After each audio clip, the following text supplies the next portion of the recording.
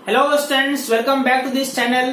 मैं हूं संदीप गुप्ता और आज के इस लेक्चर में मैं आपको रोटेशनल डायनेमिक्स के बेसिक्स बताऊंगा।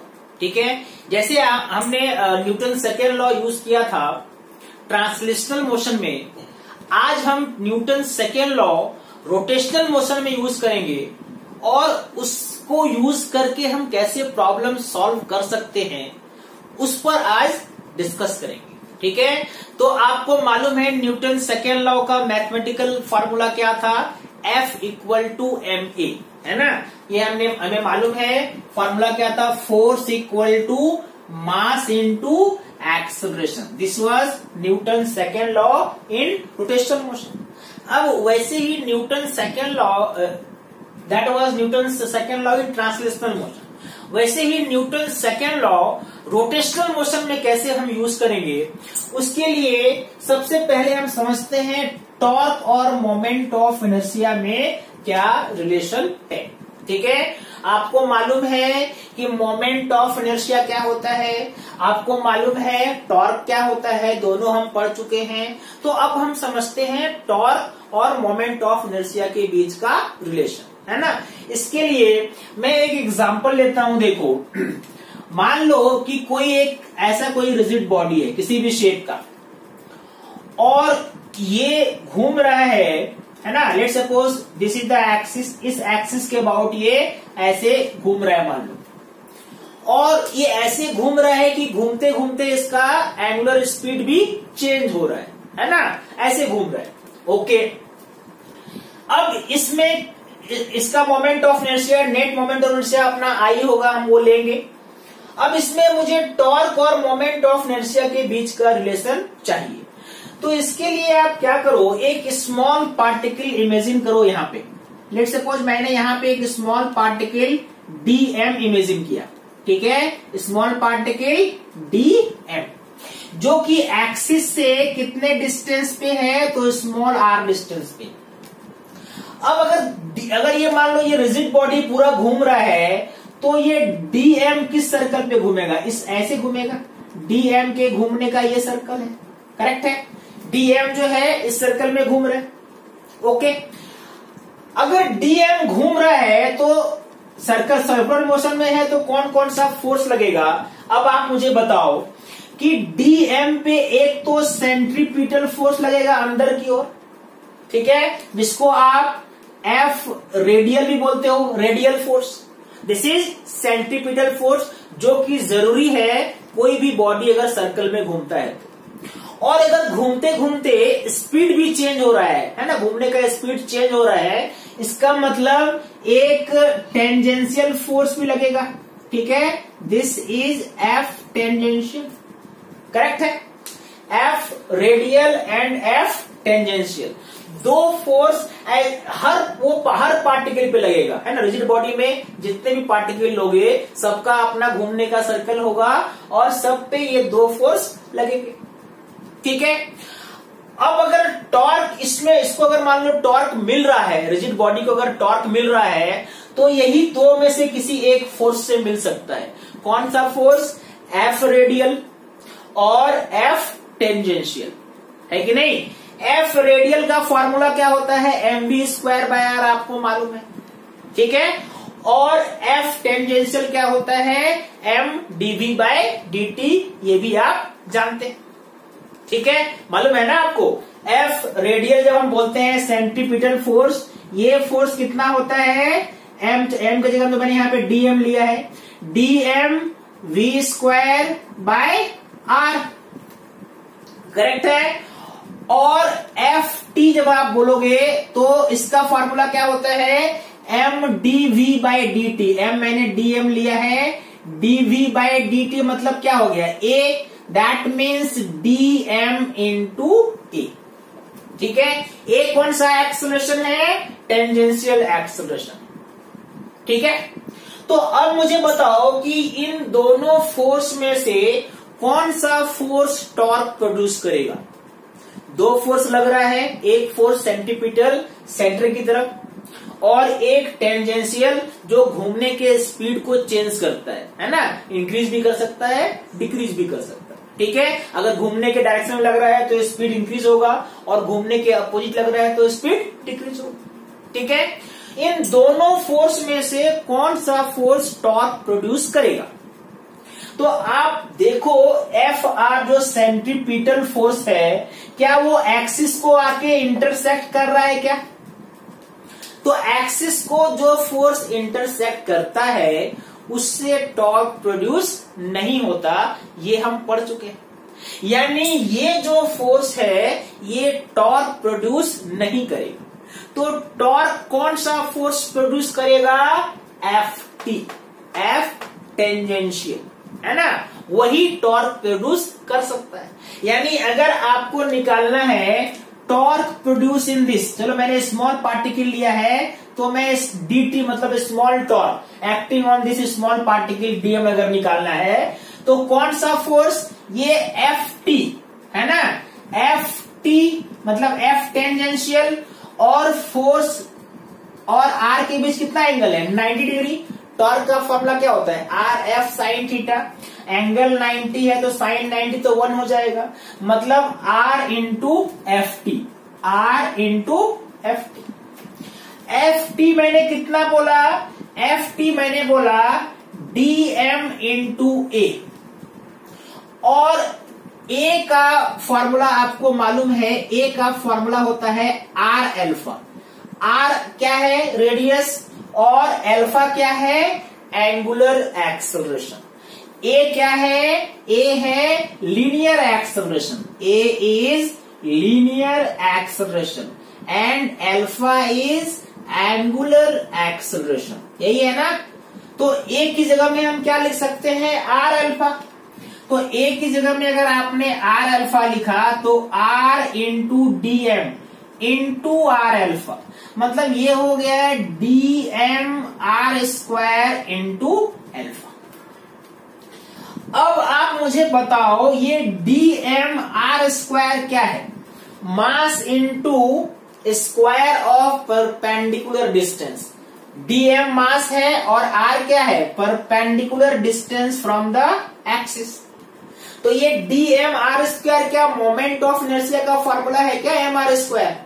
तो m की जगह में मैंने dm लिया है और r क्या है? डिस्टेंस है। यानी ये एक्चुअल में मोमेंट ऑफ इनर्शिया है स्मॉल पार्टिकल का, तो मैंने उसको di लिखा, di अल्फा। ये क्या है? d torque, small torque acting on dm। ऐसे ही अगर आपने जितने भी पार्टिकल हैं सबका टॉर्क लिया, ठीक है, और सबके टॉर्क को ऐड किया तो आपको नेट टॉर्क क्या मिलेगा? नेट टॉर्क में नेट मोमेंट ऑफ इनर्शिया मतलब टोटल मोमेंट ऑफ इनर्शिया लेंगे तो ये क्या आएगा? I alpha. That means torque equal to I alpha. Torque is equal to I alpha. This is the relation between torque and moment of inertia, मतलब torque is equal to moment of inertia of the body into angular acceleration, angular acceleration. आप इस equation को बोल सकते हो, ये कौन सा इक्वेशन है? ये इक्वेशन है Newton's second law in rotational motion, in rotational motion. Newton's second law in rotational motion का ये मैथमेटिकल फॉर्मूला है torque equal to I alpha. यानी जो फॉर्मूला आपने F equal to M A में देखा वैसे ही वहां पे फोर्स था, यहाँ पे टॉर्क है, वहां पे मास था, यहाँ मोमेंट ऑफ इनर्शिया, वहां पे लीनियर एक्सेलरेशन है, यहाँ पे एंगुलर एक्सेलरेशन। अगर एंगुलर एक्सेलरेशन 0 होता है यहाँ पे, है ना, अगर मैंने लिखा if alpha is equal to 0 तो टॉर्क भी क्या होगा? 0 होगा। मैंने स्टार्टिंग में ही बोला था कि अगर घूमते घूमते इसका स्पीड, एंगुलर स्पीड चेंज हो रहा है, तो अगर एंगुलर स्पीड चेंज हो रहा है इसका मतलब अल्फा है कुछ, तभी आपने टॉर्क का वैल्यू फाइंड किया। ठीक है, समझ दो, आराम से बेसिक समझो आप।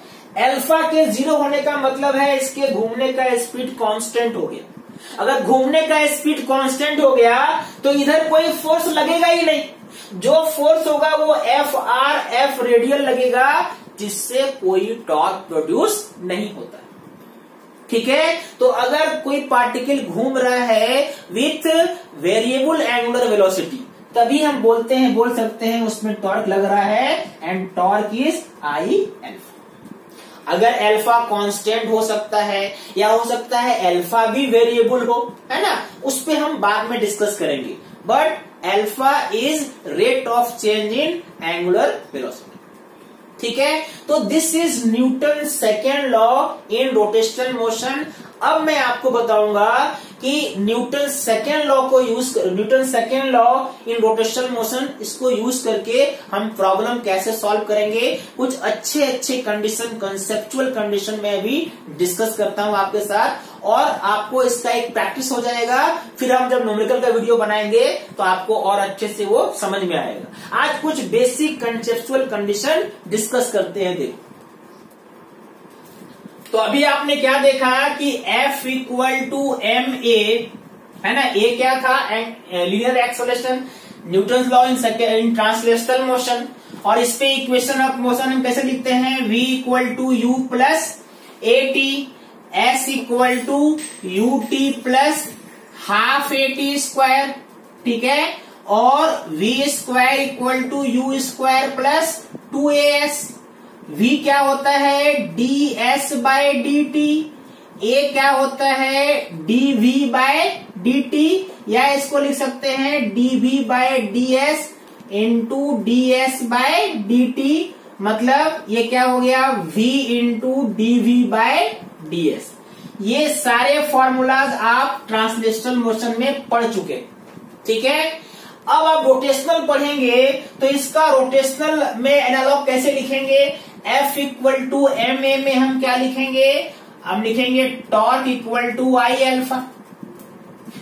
V के जगह में फाइनल एंगुलर वेलोसिटी, U के जगह में initial angular velocity omega naught, plus alpha into T. Alpha plus या माइनस हो सकता है, ठीक है, अगर प्लस है तो प्लस ही रहेगा, अगर एल्फा माइनस दिया हुआ है तो माइनस यहाँ पे साइन अपने आप हो जाएगा। एस डिस्प्लेसमेंट यहाँ पे होगा angular displacement omega naught T plus half alpha T square. यहाँ पे फाइनल एंगुलर वेलोसिटी का square omega square equal to omega naught square plus 2 alpha T. यहाँ पे v निकालते हो तो यहाँ पे ओमेगा निकालोगे, omega equal to D theta by D T.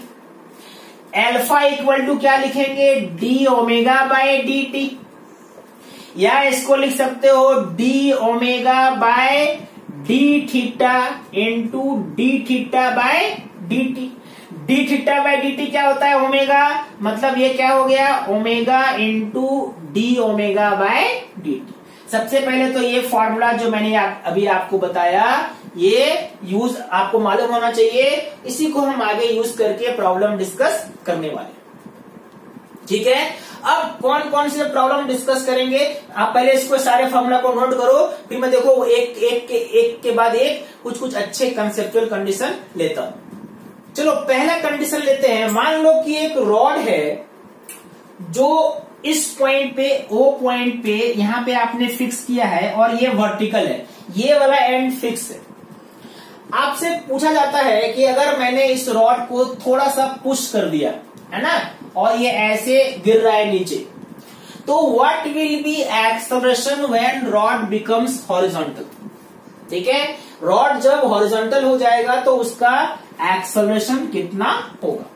तो सबसे पहले मैं आपको बताता हूं इसका जनरल फॉर्मूला, कि अगर ये थीटा एंगल घूमेगा उस पॉइंट पे कितना होगा एक्सेलरेशन, है ना। देखो, अगर मान लो ये रॉड को आपने स्लाइटली पुश किया है तो इस पर जो टॉर्क लगेगा वो इसके अपने वेट के कारण लगेगा। वेट मतलब mg, और ये mg कहां पे लगेगा, सेंटर पे, मतलब ये डिस्टेंस कितना हो गया, l/2 O से इसका डिस्टेंस। ये एंगल थीटा है तो ये एंगल भी थीटा हो जाएगा, और फोर्स और एक्सिस का जो परपेंडिकुलर डिस्टेंस है, क्योंकि ये l/2 है तो ये क्या हो जाएगा, l/2 साइन थीटा। यानी टॉर्क का फॉर्मूला क्या है, force into perpendicular distance. Force कितना mg, और ये कितना डिस्टेंस l/2 sin थीटा। यानी जब आप टॉर्क निकालेंगे तो टॉर्क क्या हो गया, mg into l/2 sin theta. Torque को क्या लिखते हैं, टॉर्क को लिखते हैं I अल्फा। अभी मैंने आपको प्रूफ किया Newton second law is equal to, यहां पे यही है mg l/2 sin थीटा। अब I क्या लेंगे, जो कि मोमेंट ऑफ इनर्शिया, जब एक्सिस कोई एंड से क्रॉस करता है रॉड का तो मोमेंट ऑफ इनर्शिया कितना होता है, ml²/3 into alpha is equal to mg into l/2 sin theta.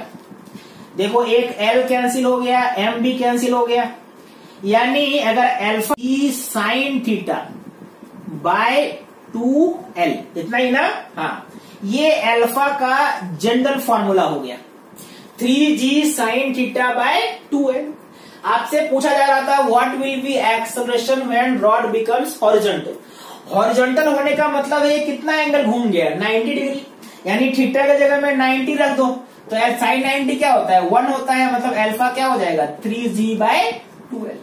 तो किसी भी एंगल पे अगर आपको एंगुलर एक्सेलरेशन निकालना है तो ऐसे आप निकाल सकते हैं अगर आपको थीटा मालूम है। समझ में आ रही बात? अच्छा, अब इसी में अगर आपसे पूछा जाता कि what will be angular velocity, what will be angular velocity, angular velocity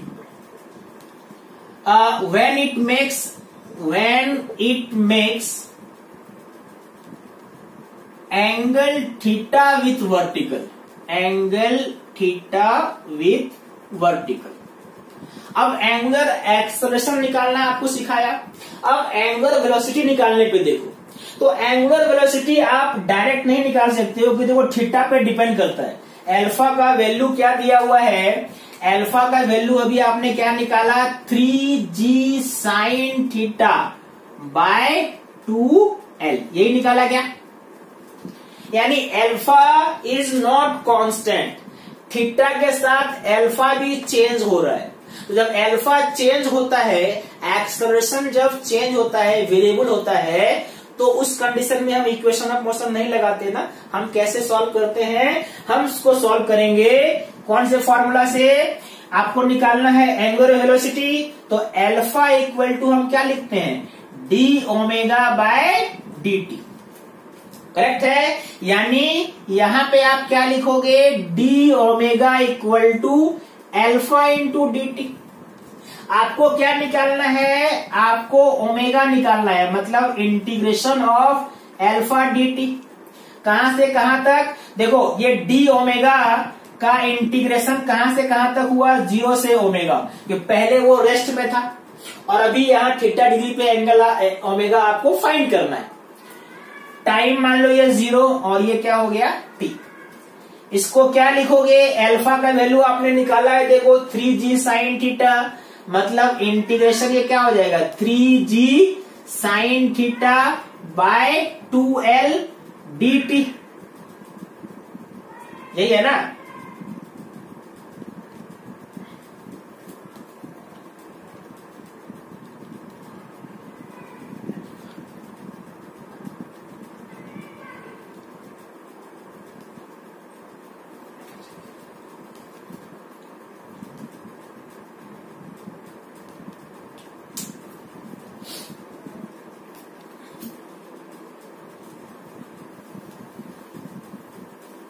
यहां पे आप क्या फॉर्मूला यूज करोगे, यहां पे आप लिखोगे alpha equal to D omega by D T.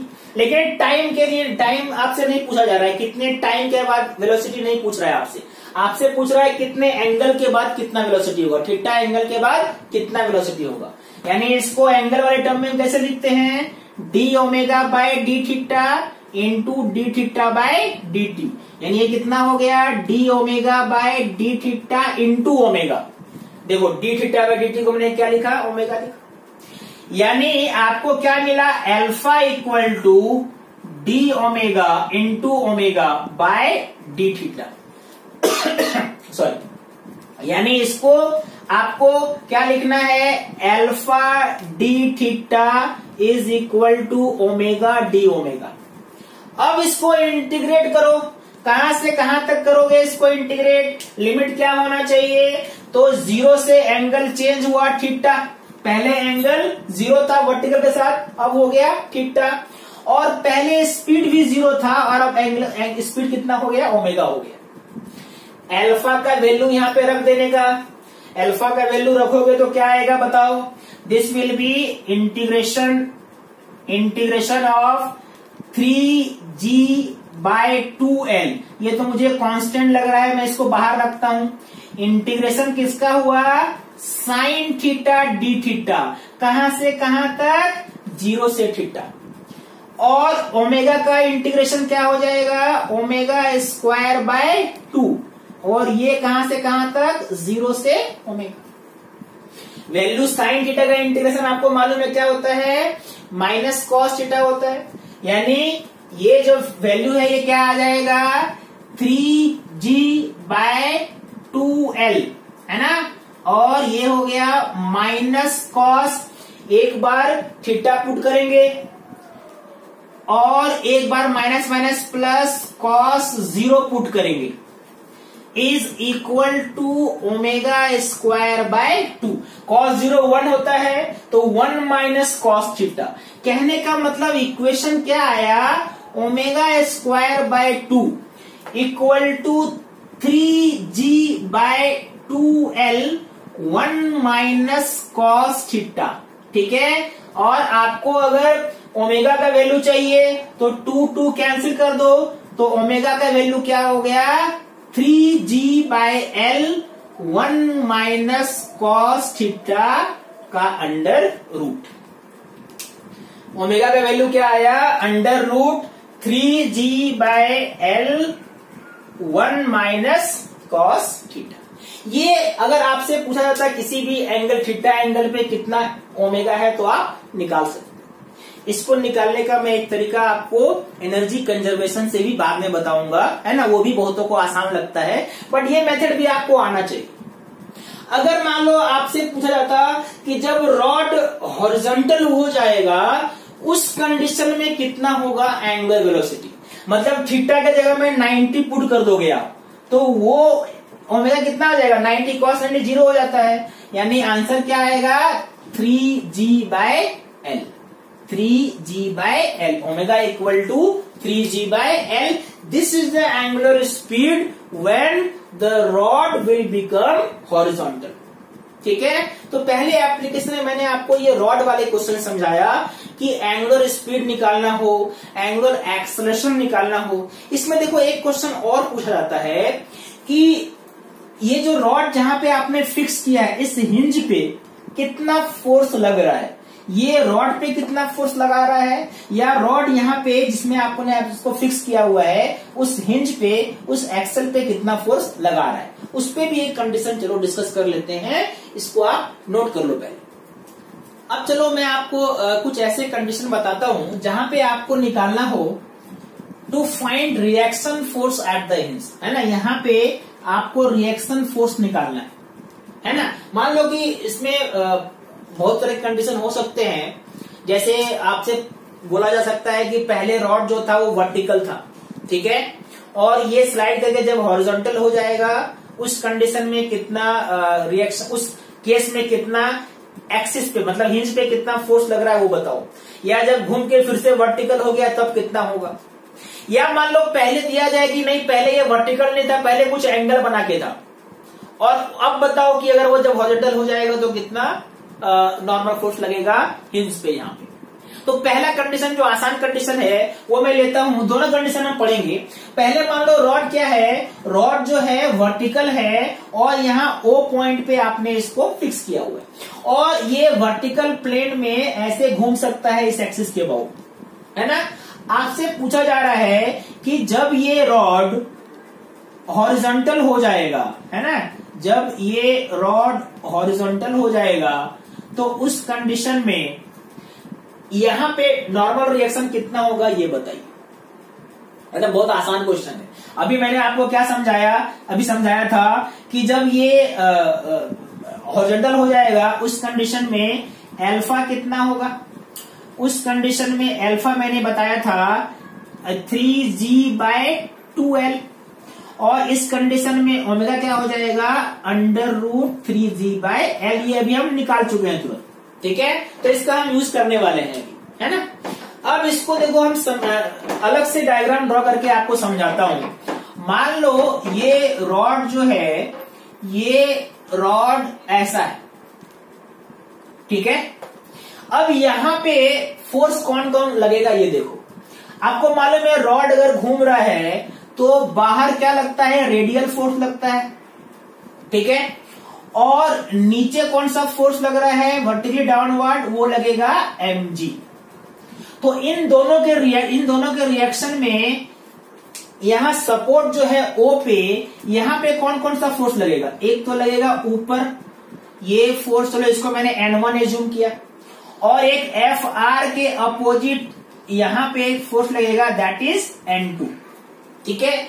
आपका जो क्वेश्चन है कि रिएक्शन फोर्स निकालो O पे, तो रिएक्शन फोर्स इन दोनों का रिजल्टेंट होगा, मतलब रिएक्शन फोर्स जो होगा वो क्या होगा? R = √N1² plus N2²। यानी आपको N1 और N2 अलग अलग से निकाल के फिर आपको ये R निकालना। मैं पूरा प्रोसेस आपको समझा रहा हूं। अब सबसे पहली बात है कि N1 कैसे निकालेंगे। तो आपको मालूम है कि मैंने अल्फा क्या लिखा? 3g/2l, ठीक है। तो जो इसका सेंटर ऑफ मास है उसका एक्सेलरेशन नीचे कितना हो जाएगा? ए का फॉर्मूला यहां से यहां तक कितना डिस्टेंस है? l/2, और ए का फॉर्मूला आपको मालूम है r alpha. Centre of mass से कितना डिस्टेंस है? l/2। तो r की जगह में क्या लिखेंगे? l/2। अल्फा कितना है आपका? 3g/2l, 3g/2l, है ना। यानी l कैंसिल, तो ये क्या हो गया? a का वैल्यू हो गया 3g/4। यानी सेंटर ऑफ मास जो है किस एक्सेलरेशन से नीचे जा रहा है? Vertically downward. क्या एक्सेलरेशन है? 3g/4, ठीक है। तो अब आप लगाओ Newton's law. Newton second law में mg बड़ा है, बिकॉज ये एक्सेलरेशन किधर है? नीचे है। तो mg - n1 क्या लिखोगे आप? mg - n1 is equal to ma। A आप कितना निकाल चुके हो? 3g/4। That means mg - n1 is equal to m × a, मतलब 3g/4। तो n1 तो यहां पे आता हुआ दिख रहा है, कितना आ गया? mg - 3mg/4, मतलब n1 का वैल्यू आ गया mg/4। लेकिन रिएक्शन फोर्स निकालने के लिए आपको n2 चाहिए। तो आपको मालूम है कि जो सेंट्रीफ्यूगल फोर्स यहाँ पे होगा, है ना, Fr, ये कैसे निकालते हैं?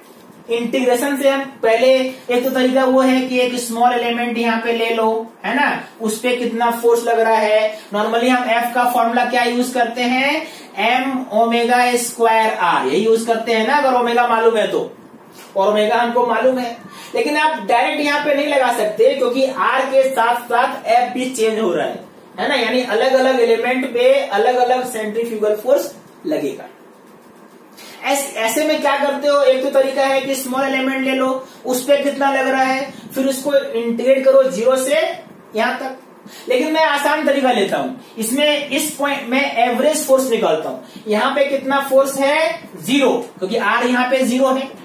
और इस वाले एंड पे कितना फोर्स है? पूरा लेंथ आपने L ले लिया, मतलब m⍵²L, इसका एवरेज निकाल दो, यानी क्या हो जाएगा? ½ m⍵²L। ये भी तरीका है, आप इंटीग्रेशन से भी कर सकते थे, लेकिन ये मुझे आसान लगता है तो मैंने इसको यूज किया, ठीक है। यानी Fr कितना निकला? ½ m⍵²L, जो कि N2 होगा। Fr is equal to N2, मतलब N2 भी कितना हो गया? 1/2 into M omega square, 1/2 into M omega square. बोलने का मतलब कितना, 3g/l, यानी ये हो गया 3g/l इंटू एल। एल ये कैंसिल, यानी क्या आया, n2 का वैल्यू बताओ। n2 का वैल्यू हो गया कितना है ये, 3mg/2, यही है ना, हाँ यही है। अब N1 मिल गया, N2 मिल गया। अब आप रिजल्टेंट फोर्स R निकाल सकते हो, और ये कितना हो जाएगा, N1 square plus N2 square का अंडर रूट, यानी आपके हिसाब से यहाँ पे कितना निकला है, mg/4। इसका स्क्वायर करोगे तो क्या हो जाएगा, mg, चलो दोनों में बाहर निकाल लो, ठीक है। तो आपको ये क्या बच गया, 1/4 मतलब 1/16, और ये हो गया 9/4, ठीक है, का अंडर रूट। कितना आएगा जल्दी से बताओ, कैलकुलेशन सिंपल कैलकुलेशन है ये, 16 4 37 है ना, 37/16, मतलब आंसर कितना आया, mg/4 √37 Newton. This is the reaction force at the hit. तो कभी भी अगर आपको यहाँ पे रिएक्शन फोर्स पूछे तो हमेशा N1 और N2 निकालो। N1 निकालने के लिए मैंने न्यूटन्स लॉ को यूज किया है ना, और N2 नॉर्मल एवरेज से मैंने फाइंड किया, हालांकि आप इंटीग्रेशन से भी निकाल सकते थे, ठीक है। तो अलग अलग टाइप के क्वेश्चन में आपको ये कॉन्सेप्ट यूज करना है। रिएक्शन फोर्स कैसे निकालना है, एंगुलर स्पीड कैसे निकालना है, एंगुलर एक्सेलरेशन कैसे निकालना है रॉड वाले प्रॉब्लम में, ये मैंने आपको एक समझाया। अब चलो कुछ देखते हैं पुली और ब्लॉक वाले सिस्टम में हम कैसे Newton second law of rotational motion apply करेंगे। अब चलो Newton second law of rotational motion हम लोग पुली ब्लॉक सिस्टम में यूज करते हैं। इसमें भी आपको बहुत सारे क्वेश्चंस मिलेंगे जो हमने आप ट्रांसलेशनल मोशन में पढ़ा था, उससे ये थोड़ा डिफरेंट है। क्या डिफरेंट है, तो अब ये जो पुली है, अब ये पुली स्मूथ नहीं है, पुली कैसा मिलेगा आपको, रफ पुली मिलेगा, ठीक है। और इसका मोमेंट ऑफ इनर्शिया दिया रहेगा I, एंड जो रेडियस है, रेडियस रहेगा मान लो R। अब ये रफ पुली है तो उससे क्या डिफरेंस आएगा वो देखो। अगर ये रफ पुली है तो ये जो स्ट्रिंग है, स्ट्रिंग पुली पे स्लाइड नहीं करेगा, है ना, string will not slide, string will not slide over the पुली। कहने का मतलब क्या है कि पुली में और स्ट्रिंग के बीच में रिलेटिव मोशन नहीं होगा, है ना। रिलेटिव मोशन नहीं होने का मतलब, अगर मान लो ये पुली है और ये स्ट्रिंग है, तो स्ट्रिंग का इस पॉइंट पे इधर जितना वेलोसिटी होगा, इस पुली का भी इधर उतना ही वेलोसिटी होगा, है ना।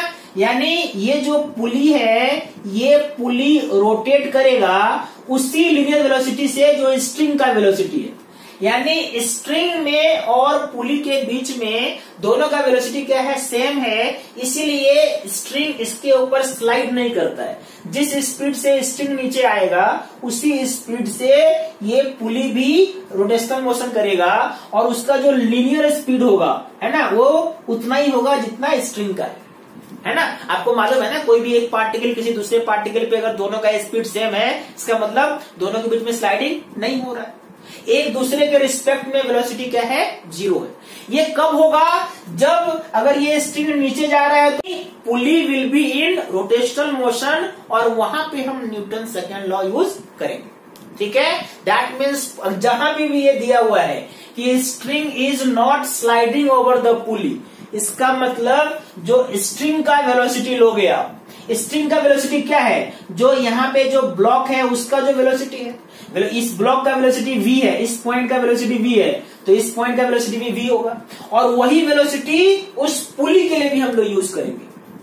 समझ में आ रही बात। अगर मान लो पुली घूम रहा है ओमेगा स्पीड से, तो और इसका रेडियस है r, तो आप v के जगह में क्या लिखोगे, r ओमेगा।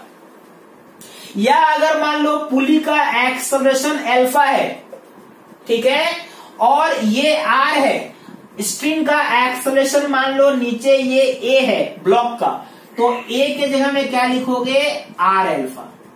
इसी को हम कहते हैं कांस्टेंट रिलेशन, जो हम यहां पे यूज करने वाले हैं।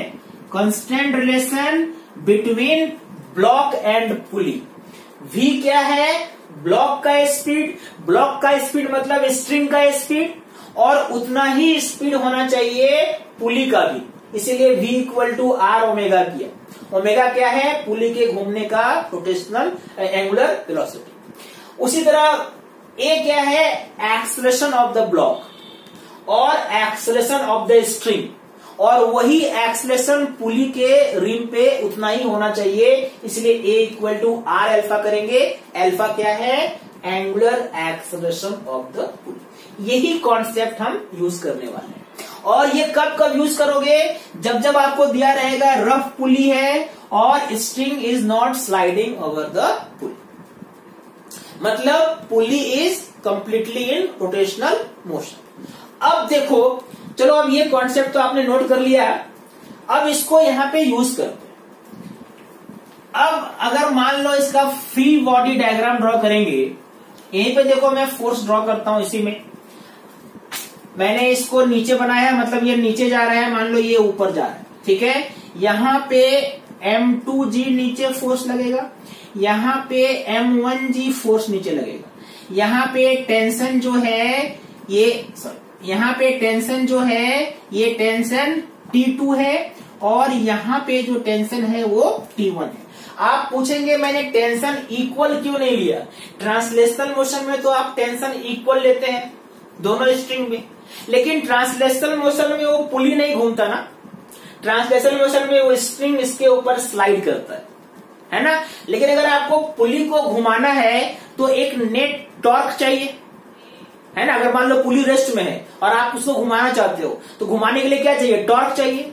टॉर्क के लिए ये मान लो ये T2 है, पुली को ऐसे घुमाएगा क्लॉकवाइज, और ये T1 क्या घुमाएगा, एंटी क्लॉकवाइज। अगर आप दोनों इक्वल ले लोगे तो नेट टॉर्क क्या हो जाएगा, जीरो, पुली घूमेगा ही नहीं, स्ट्रिंग स्लाइड करेगा।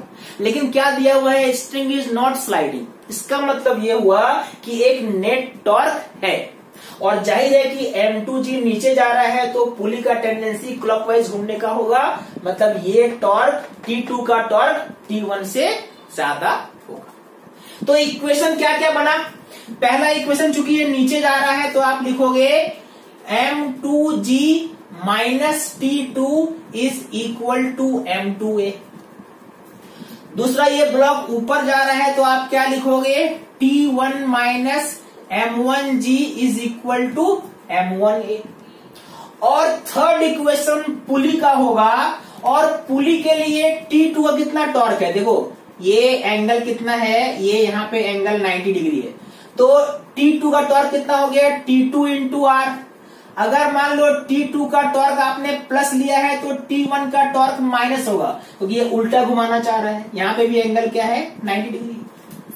तो T2R माइनस T1R, और ये क्या है, ये नेट टॉर्क है, और net torque equal to I alpha, यही पढ़ा ना अभी हमने, I alpha, net torque equal to I alpha.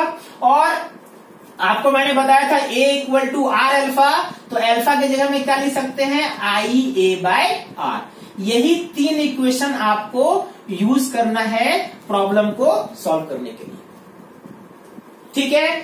अगर इन तीनों को आप ऐड कर दोगे, मान लो कि ये थर्ड इक्वेशन को एक लाइन और लिख लो यहाँ पे, मान लो मैंने इसको R को उधर ले जाएंगे तो T2 minus T1 equal to क्या हो गया, IA बाय आर स्क्वायर, ये मान लो थर्ड इक्वेशन है।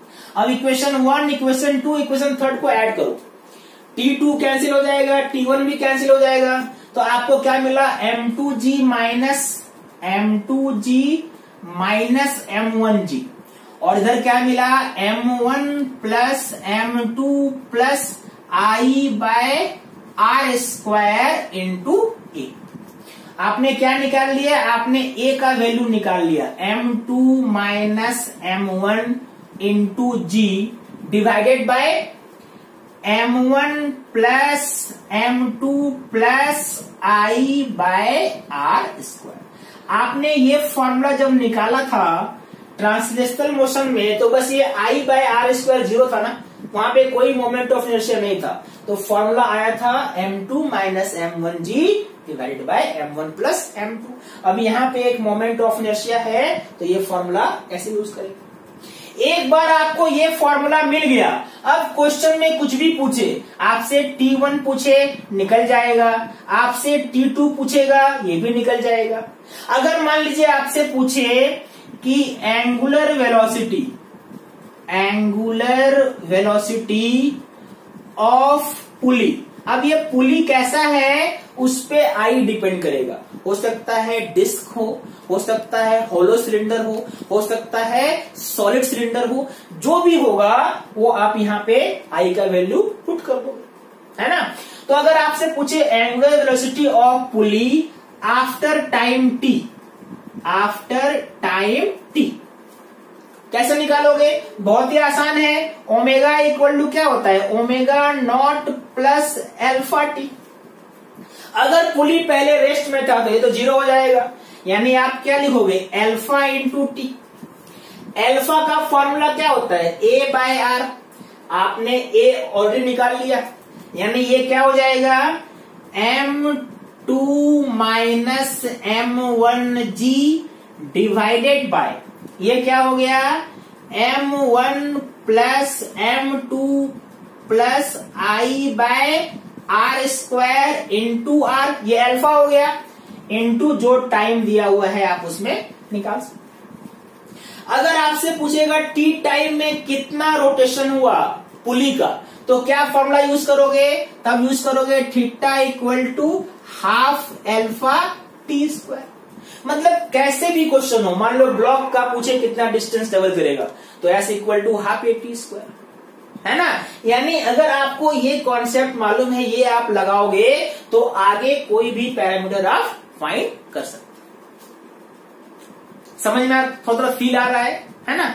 आप देखो एक क्वेश्चन में और लेता हूं आपको, उसमें पहले आपने किया है प्रैक्टिस, बट यहाँ पे क्या डिफरेंस है ये आपको अब समझ में अच्छे से आएगा, है ना। इसको नोट कर लो पहले। चलो मान लो ऐसा कोई क्वेश्चन हो कि M1 जो है वो टेबल पे है, M2 इज हैंगिंग वर्टिकली। आपको T1 पूछे या T2 पूछे, A पूछे या इसका अल्फा पूछे, है ना, कोई भी चीज निकालना हो तो फिर से वो न्यूटन्स लॉ का इक्वेशन यूज करके आप आंसर निकालोगे। आपको अभी भी समझ में आ गया होगा आंसर क्या आएगा, क्योंकि यहाँ पे नेट वर्टिकली डाउनवर्ड फोर्स कौन सा है, M2 है। तो आंसर इसका A का क्या आएगा, बहुतों को ये आंसर मालूम भी होगा। A का फॉर्मूला क्या आएगा, ऊपर m2 माइनस mg नहीं होगा, अब सिर्फ क्या होगा, m2g होगा। नेट वर्टिकल फोर्स यही है, तो इसका m1g n से बैलेंस हो रहा है, तो इसका m1g नहीं लेते हैं, नीचे कोई अंतर नहीं आएगा, तो m2 plus m1 plus I पर r स्क्वायर। आप इसको निकाल के, है ना, एक बार प्रैक्टिस भी कर लेना, इसके बाद T1 भी निकाल लेना, T2 भी निकालना, है ना। T1 मतलब यहाँ पे ये जो है ये क्या है, ये T2 मान लीजिए, और यहाँ पे ये क्या है, T1 है। T2 का टेंडेंसी है इसको इधर घुमाने का, T1 का टेंडेंसी इधर घुमाने का है, तो इक्वेशन क्या हो जाएगा, T2 रेडियस मैंने R लिया है into R minus T1 into R equal to I alpha, और अल्फा बोले तो I A बाय R। दैट मीन्स ये इक्वेशन क्या बन गया, T2 minus T1 equal to I A बाय R स्क्वायर। दूसरा ये तो नीचे ही जा रहा है, मतलब M2G minus T2 is equal to M2A, और इसको बस T1 खींच रहा है, मतलब T1 is equal to M1A। इन तीनों को ऐड करोगे तो मैंने जो इक्वेशन यहाँ पे लिखा है वो आ जाएगा। तो आज मैंने बहुत डेप्थ वाले प्रॉब्लम नहीं लिए, कुछ बेसिक आपको कॉन्सेप्ट समझाया पुली के, रॉड के, है ना। इस पे आप प्रैक्टिस करो, उसके बाद एक दो कॉन्सेप्ट और क्लियर करने के बाद मैं फिर से न्यूमेरिकल पे एक वीडियो बनाऊंगा, उसमें हम लोग अच्छे प्रॉब्लम डिस्कस करेंगे। तब तक इसका प्रैक्टिस कीजिए, ठीक है। Thank you for watching this video.